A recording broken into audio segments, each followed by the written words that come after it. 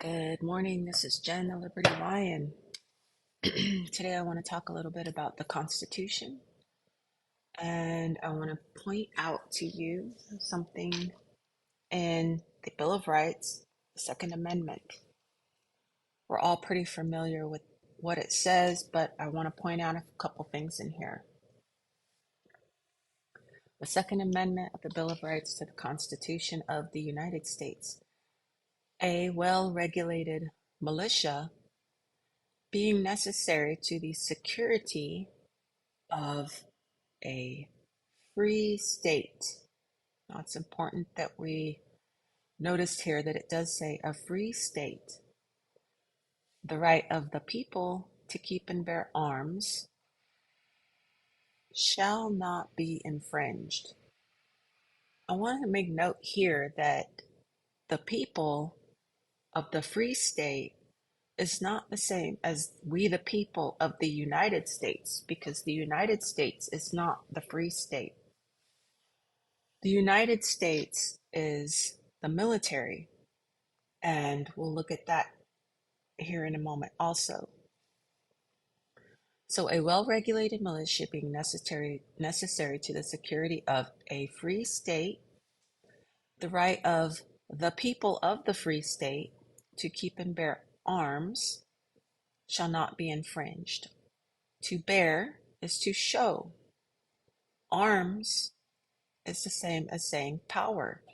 So any arm, any weapon, anything, any tactic, anything you can use to show your power. So arms also means power.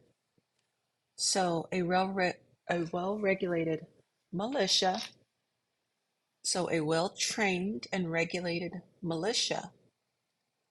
So the militia has military power, but it's the military of the free state. The free states are, quote, the United States of America, and the military is the United States. So the militia of the free states is the United States of America,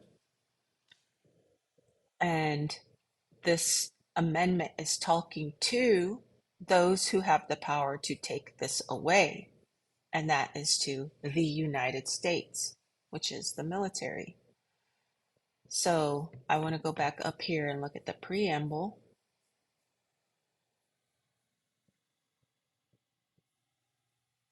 And just ignore all my notes here. I want you to notice here that it says, we the people of the United States, we the people of the general government or the military, in order, because they're under orders, to form a more perfect union. Where did these orders come from? They came from the states, the United States of America. They're under orders to establish justice, ensure domestic tranquility. So establish justice doesn't mean just the Supreme Court, but it also means to protect the state's courts. Ensure domestic tranquility, provide for the common defense, promote the general welfare, secure the blessings of liberty to ourselves and our posterity. Do ordain and establish this Constitution for, which means that this is a contract, the United States of America. So the states, the United States of America are the free states. And let's go to the closing section of the Constitution, the conclusion.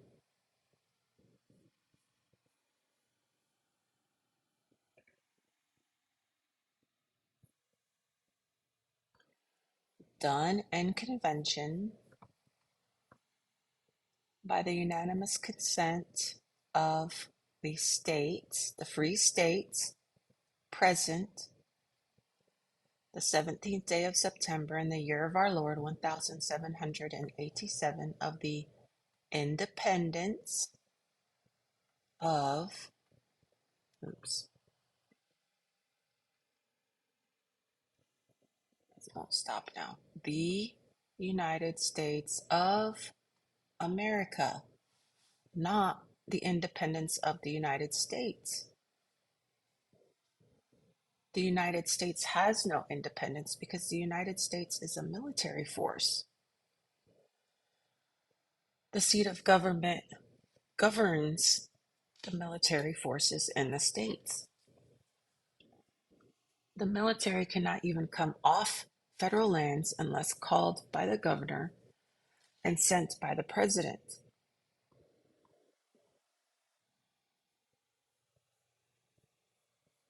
And then we can go up to Article 2,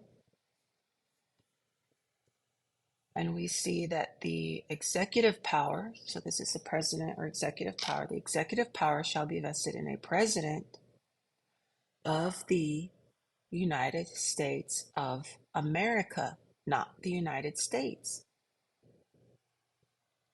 But if we go down to Article 2, Section 2, we see that the president is also the commander in chief of the Army and Navy, so the land and naval forces of the United States, and of the militia of the several states when called into the actual service of the United States.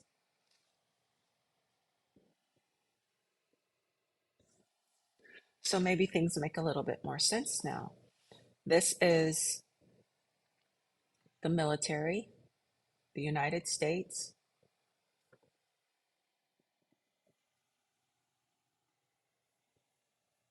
This is the free states. The president is the executive of the free states. He's the commander in chief of the military, the United States. So we go up to the preamble and we see that we, the people of the military, those of us in the military, the land and naval forces, and the president, the seat of government, the Congress, the Supreme Court, they work for, by contract, the free states. These are their goals: justice, tranquility, common defense, general welfare, blessings of liberty, so on and so forth. All legislative powers herein granted shall be vested in a Congress of the United States. Vested in a Congress of the military. So the military does not make law for the United States of America. They don't make law for the free states. They're limited to the lands that they were granted under Article 1, Section 8, Clause 17. They have total power, exclusive legislation over the seat of government being the United States, over the military. They have full jurisdiction over the general government at the seat, Washington, D.C. They have like authority over the military forts. The military forts in the states is a little bit of a different circumstance because the states retained some rights over those lands, whereas at the seat of government, the United States has full right over those lands. And the military works for the free states. We see that in the Bill of Rights, the Second Amendment. And the preamble.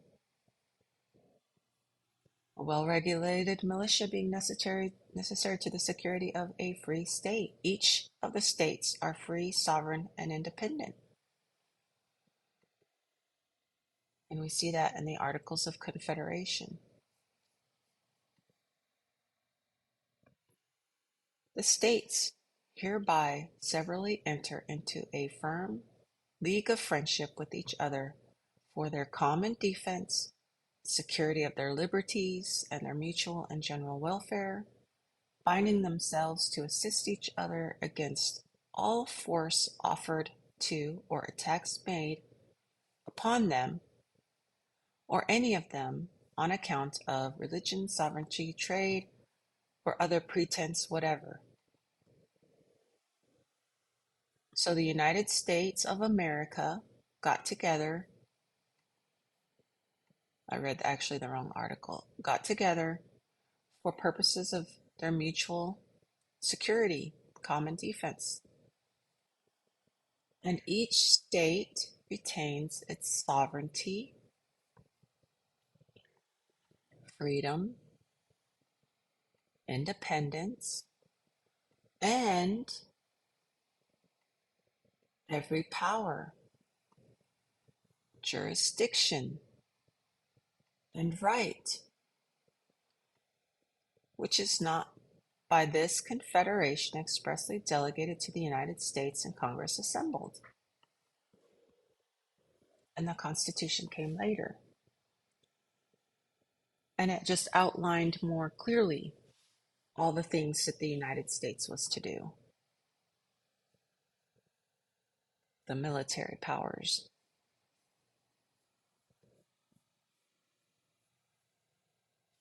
Okay, so a quick video on the Constitution and the Articles of Confederation, the difference between the United States and the United States of America, the free states, and the federal states within the free states being the military posts, and how they those are the dependent states. They have no independence.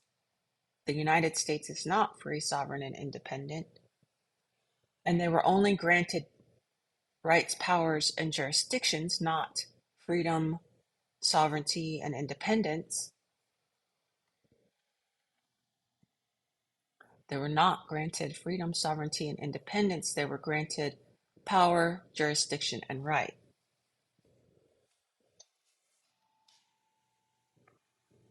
Okay, so there you have it. More on the Constitution and the Articles of Confederation and the difference between the United States and the United States of America, where you're free and where you're not free. If you're in the military, you're under contract to serve. If you are not in the military, you're under no obligation to serve the United States. You're not bound to pay a tax to them, to take an oath to them, to defend them, or any other thing. You are simply free, sovereign, and independent, and a citizen of the free states.